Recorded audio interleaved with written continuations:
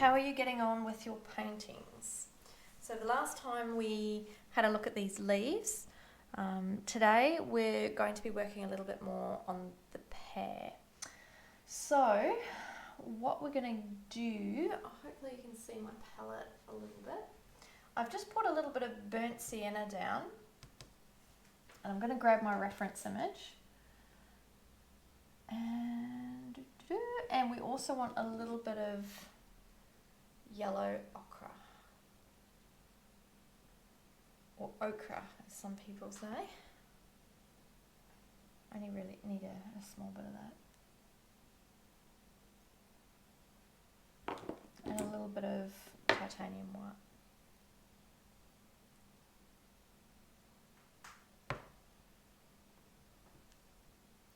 Only a touch, only a fraction. And then the brush you're going to need today is something very, very small. Actually, no, it's still too big. So I don't even know what number it is.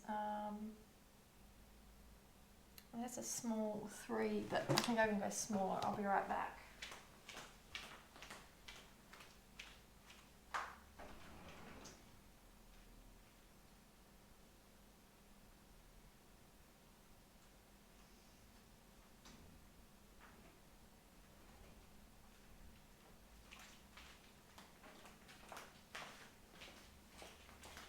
Here we go.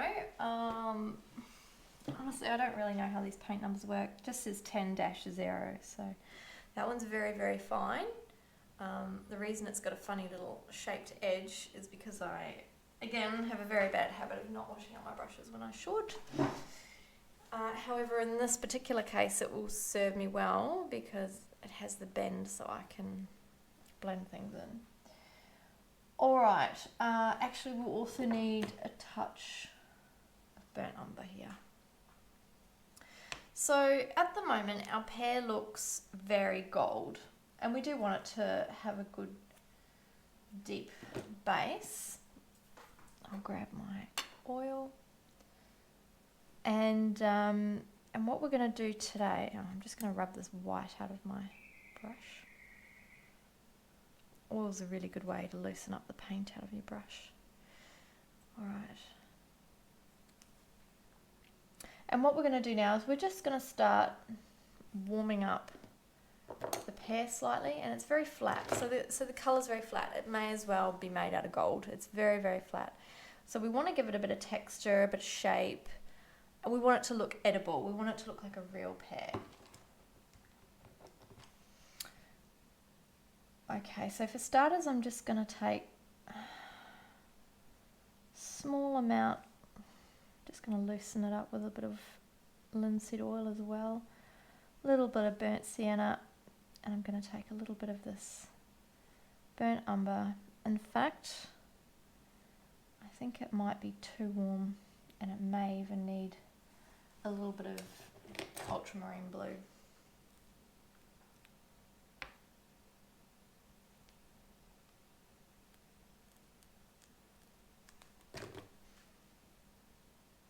Just a fraction.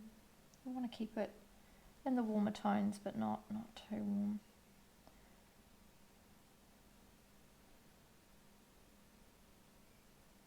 Okay. Keep it thin on your brush. What we're going to do is we're just going to make small little indentations like this. Not sure if you can see that. Almost like freckles.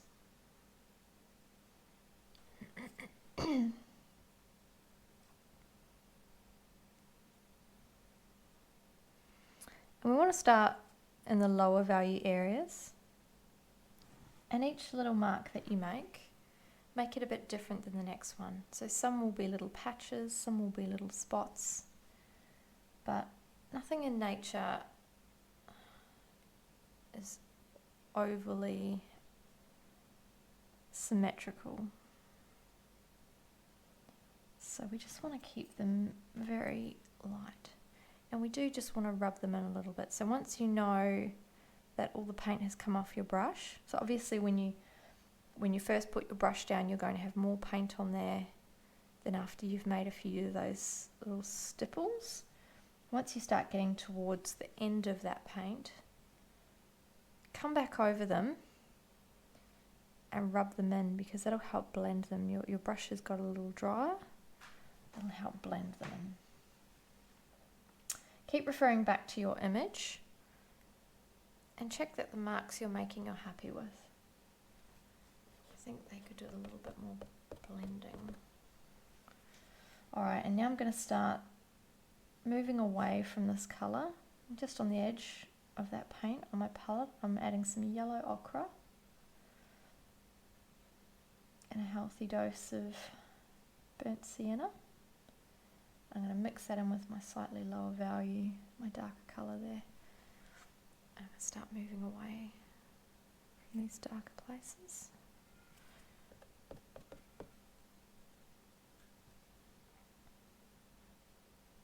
We don't want to chuck our paint onto the pear too much. You want it to be really, really subtle.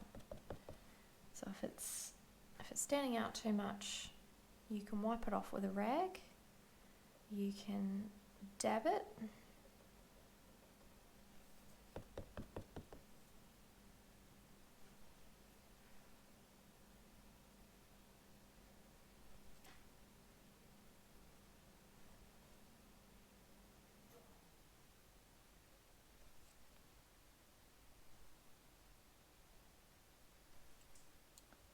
And again, some of these marks are not like all the other marks. They might be a little bit brighter or a little bit darker or a little bit patchier. They might be a bit smaller.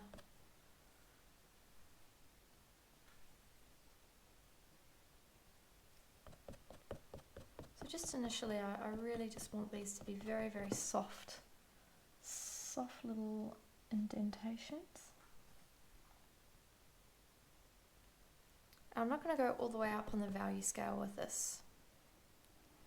I'm just going to go as light as mixing some yellow ochre with the burnt sienna and the smallest touch of white.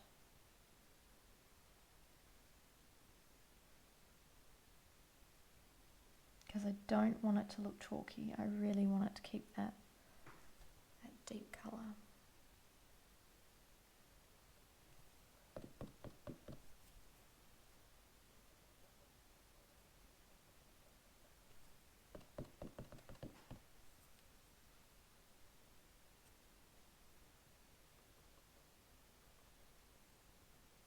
Some of these bits aren't actually spots, they're more like a little row of marks. It's very, very faint. Hopefully it's going to show. Meantime, just move that up. Hopefully you can see those tiny, tiny little marks that we're making. And this is going to give real interest to your pear. It's going to stop your pear from looking like a flat golden pear. If you want your pear to look like a gold pear, that's totally fine too. But in that situation, it helps to give a bit of reference to your audience. So they might look at it, and if they see real leaves, they may not understand that the pear that you've painted, you want it to look like a golden pear. So you might want to then exaggerate your lighter values, give it a really clean shine, and the leaves you'd probably want them to look fake as well by exaggerating the values. Okay, so do you see what's starting to happen here now? We're getting a little bit of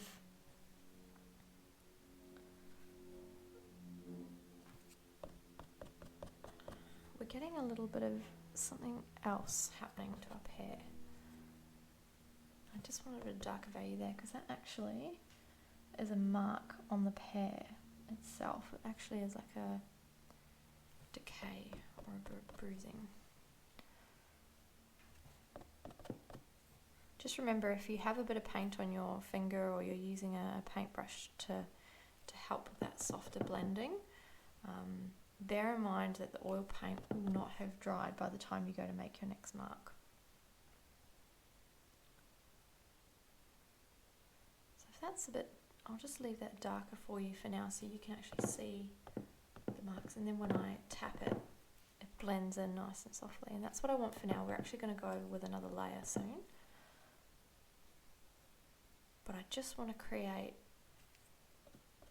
a bit of room for those indents to appear as if they are actually indents, not just spots. Because remember what we talked about with shading in the lower values?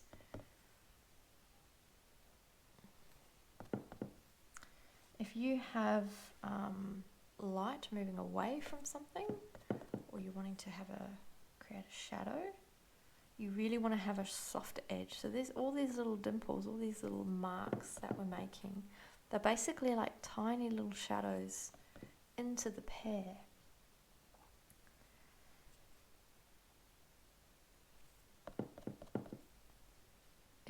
If we just create dots like that, they look like they're sitting on top of the pear rather than regressing into the pear. And we really want those spots to look like they're regressing into the pear.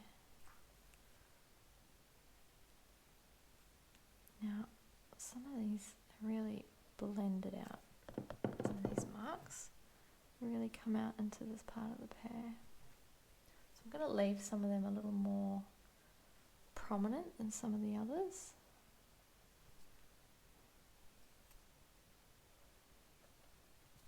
Not quite that much.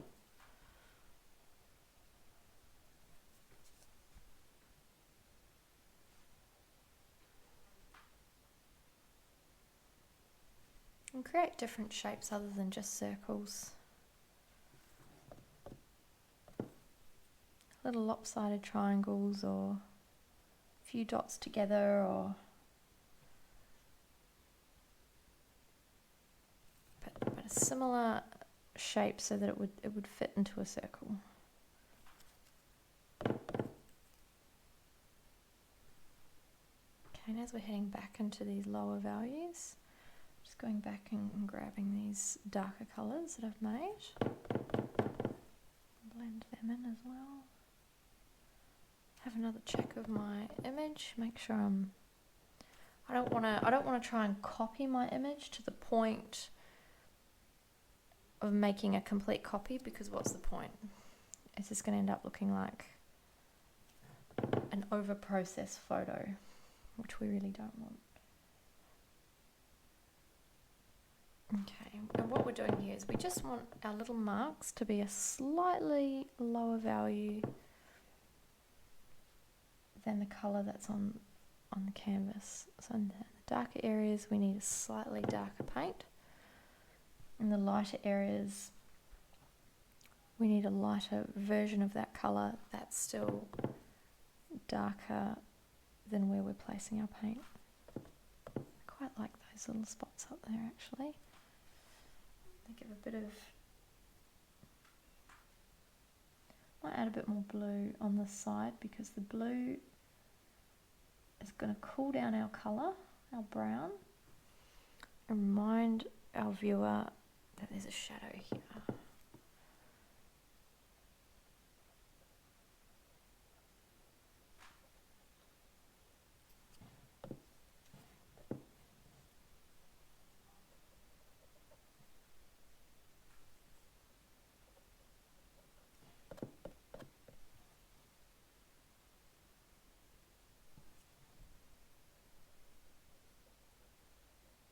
And then just as I'm looking back at the image, I can see that some of this real almost yellow ochre colour, or ochre, depending on where you're from,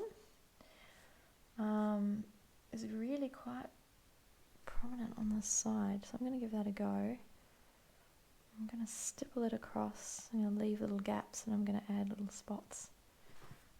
And then I'm just going to see how that works. I don't mind that just over here, because remember we had a slightly lighter section. Because because it's curved and it's on a different angle, the light hits it in a different way.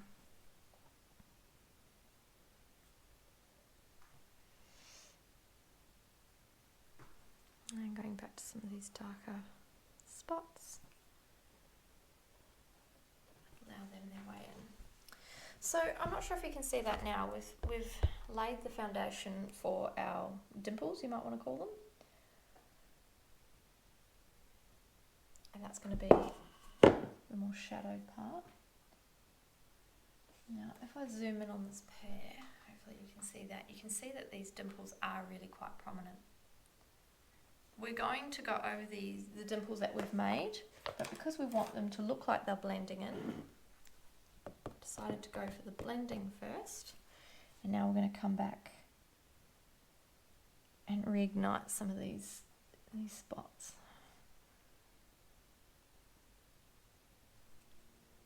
So this time I'm not going to be dabbing or blending. I'm going to add a little bit more yellow ochre with my burnt sienna and a touch more white, so that they can be seen in this area here. Okay, I'm still going to actually dab these because they're still too bright, but this gives you a bit of an idea anyway.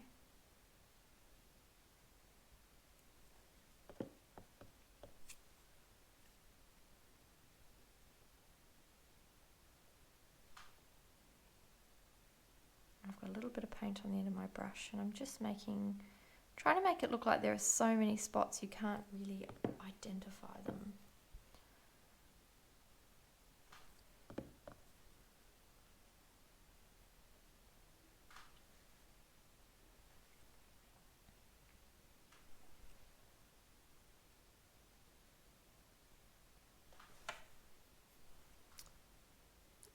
Have a bit of a practice if you need to on a piece of paper or on your palette at just trying to make little stipples that are in complete random order.